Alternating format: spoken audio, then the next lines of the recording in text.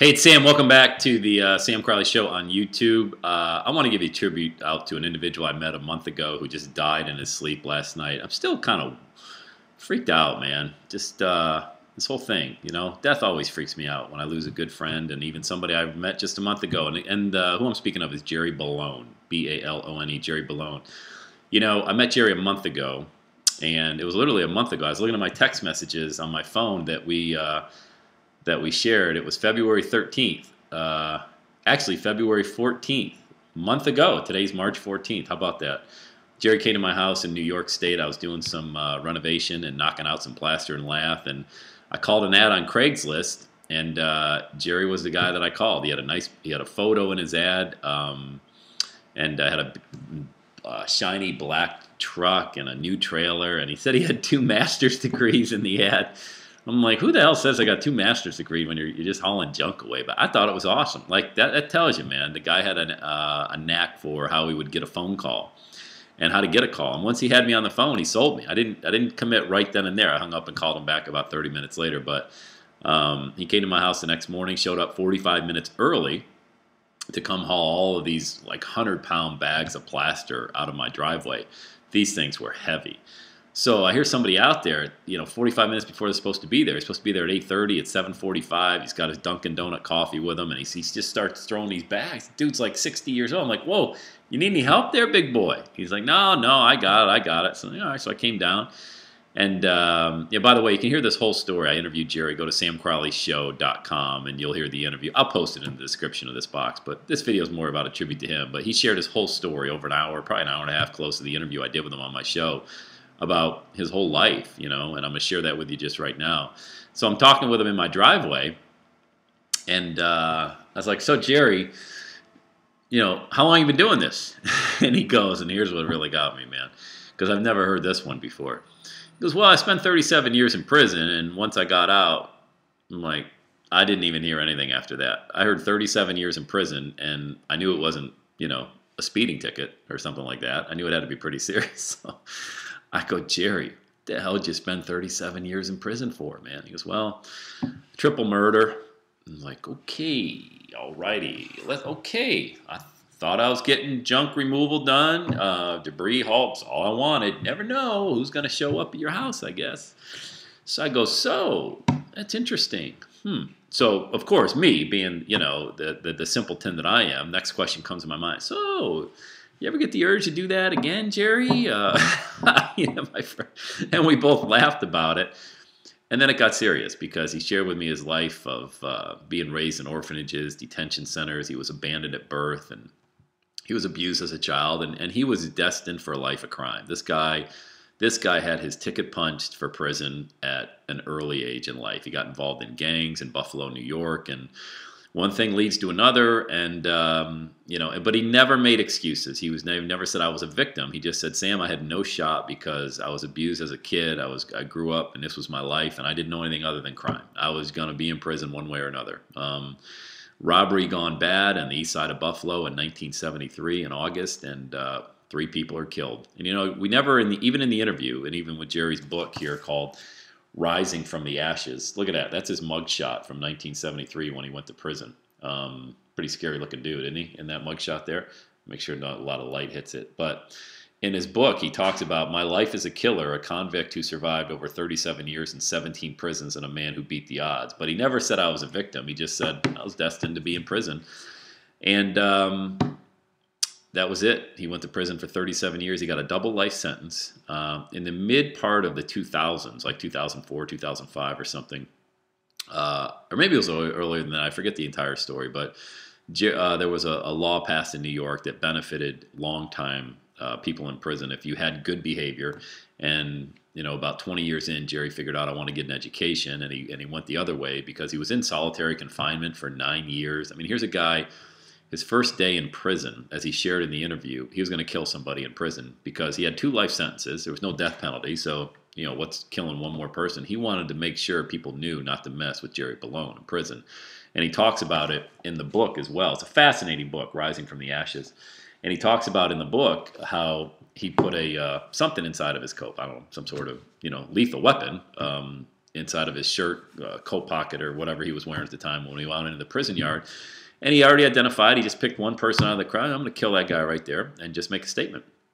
And as soon as he walked out into the prison yard, they were like, Jerry Balone. He's like, all of a sudden, instant celebrity, because all these guys knew each other growing up. I guess, when you're a prisoner or, a gang member in a life of crime, you kind of know, everybody knows everybody. And according to Jerry, they end up in prison most of the time. It's just a really fascinating time we spent in my driveway. And he shared his, he accepted Jesus Christ as his Savior.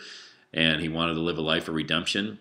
He knew he would never be forgiven by the families, the victims of the families especially. He knew there was a lot of people, more than half probably, that, in his words, thought he was just a piece of shit, and he was never going to amount to anything. And even when he moved back to Buffalo, he moved back, I think, a block from the scene of the crime where the 3 murders were committed, and he got a house, and he was living in that house, but he was always, oh my God, Jerry's back. Even 37 years, the guy's 60 years old. Yeah, they were afraid of him, and he had to battle through all of that every single day. Makes no excuses. He made his bed. He had to sleep in it. The guy killed 3 people. I mean, that's serious. He's lucky he was even out, but he lived every day in gratitude and in redemption, seeing how many people that he could actually help. So Jerry gave me a copy of his book, and I never told him what I did for a living. I didn't tell him I was a speaker. I was covered in dust and dirt and baseball hat and unshaven. I mean, I looked terrible. And maybe I looked rough, though. Maybe Jerry thought, whoa, don't mess with this Crowley kid, man. He's tough. So he gave me a copy of his book, and then I came home and I read it. It was fascinating. I couldn't believe, his story, that he was a triple murderer now out of prison for 5 years. And I came back, read the book. I sent him a copy of my book with a note in it saying, "Dear Jerry, I'm happy to see God's using you for big things in your life. Cat's out of the bag. I'm a speaker as well, blah, blah, blah." I didn't put that in the book, but I kind of wrote a note on top of the book, cat's out of the bag type thing. Let's do something. So we did the interview, and I'm just looking at these text messages on my phone. I mean, it's amazing that he is we were just texting a couple days ago, we were going to make some plans, and to speak together and to get his story out. And it's not going to happen, It's just so wild, man. It's like so wild. And now the message I have, and this is where everybody that knows me is like, oh boy, everybody put a seatbelt on Sam, because I already feel like I got to do so much more with my life. And when I talk to Jerry, I'm like, I got to do so much more with my life. I mean, he's squeezing every bit of toothpaste out of the tube now because he knows what it's like to not have freedom for 37 years. I got to live my life like that. My wife's like, whoa, easy now. How much more can you do with your life, right? What are you going to do? You got 3 kids. Relax a little bit. But Jerry put that fire back inside of me, man. He put that fire back inside of me. He had no idea. I didn't even get a chance to tell him. I mean, we talked on the phone, and I'm looking at the last text message when I was in Atlanta last weekend, and he said, let's connect. And I said, of course, I'm busy. I'm in an event in Atlanta. I did call him. We just talked a few days ago. And I talked to him on the phone, and he's like, hey, I think you should. There's a lot of people that can't get access to your brand. We got to burn some CDs and get them into the prisons. You got to go speak to prisoners, Sam. You got to because guys like me would have never heard your message. We don't have internet access on the inside. And, we got to make some CDs. Like, oh, all right, Jerry, let's get them out to prisoners, man. Let's make it happen. And I don't know, man. I'm just so sad. And again, we always stopped short of glorifying Jerry as the murderer. I mean, that wasn't the message. It was glorifying the message of redemption, that here's a guy that paid his debt to society, and now he's out. And the funny thing is, when he got out of prison, he didn't know how he's going to earn money. I mean, I think he went to a halfway house for 90 days, but the main reason prisoners go back to prison, according to Jerry, is, I mean, that's the only life they know. And, Jerry was out. He applied for over 200 jobs and got turned down for every one. It was always, Jerry, we know you're qualified. Yeah, but, Jerry, yeah, but, Jerry, we can't do it. It was always, we can't, how it is, Jerry, can't hire you on. And so he went and bought a truck. He didn't know what credit was. He had a 760 credit score. He went to a dealership, and he said, what can I do with this credit score? Like, you can get anything you want on the lot. He bought a brand new Toyota Tundra with a brand new $6,000, $7,000 trailer on the back. He got the car payments. The truck was $650 a month. The trailer was like $200 a month. He's out the door, puts an ad on Craigslist. And he started making money, hauling stuff away. Busy during the summer, not so busy in the winter. He bought a plow, put it on the front of his truck to plow. And he was sharing with me, times are lean right now, Sam, but I don't want a handout. I put my coat on and I sleep. I don't take any heating or electric assistance. I sleep in my house. I bundle up real warm. I don't take welfare. I'll go down to the food pantry, and I'll go down to the shelter and eat, and they feed me down there. But I don't want anything. I want to work because I appreciate every day on the outside. So anyway, Jerry, what's up, man? Why'd you have to leave me? Why'd you have to leave me, man? We were gonna do so much together. Just it's tough, man. Just make the most of every single day. Listen to that podcast I did with Jerry. Go to samcrowleyshow.com. Listen to it. So it's only a couple weeks ago, and listen to the sense of urgency Jerry lived his life with every single day, and take that with you. Forgive people. Nobody forgave. I'm sure very few people forgave Jerry, and I'm not about to say that I forgive Jerry because I wasn't even involved in the what went on in 1973. But what I do is I give Jerry the same shot I give everybody, man.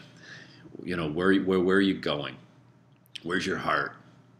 Are you a servant? And Jerry was, man. He just I could feel it. I thought we had some big things we were going to do together. And he spoke to schools and churches and nonprofit organizations, and the message was simply, don't be like me. Don't do what I did. And he was featured on the 700 Club and the Christian Broadcast Network. He's been featured all around the world. And so my message today is, Jerry, it was nice knowing you for 30 days, brother. I wish we could have done what we talked about doing. And I'll leave those conversations private because we talked on the phone for a little while about our big plans. But it's never going to happen. But I'm going to take something with you. I'm going to take you with me on the road. And I'm going to take you with me in my messages, and I'm going to teach Steve just that short period of time we had together, my man. I'm going to use that, and I'm going to harness the power of that, and I'm going to keep your text messages, and I still got your voicemail from last Thursday on my phone. I'm going to save these, and I'm going to listen back, and I'm going to read them, because you've inspired me, man. You really have. I appreciate it. Rest in peace, Jerry Balone. Live every day like it's your last. Sam Crowley, have the best day ever.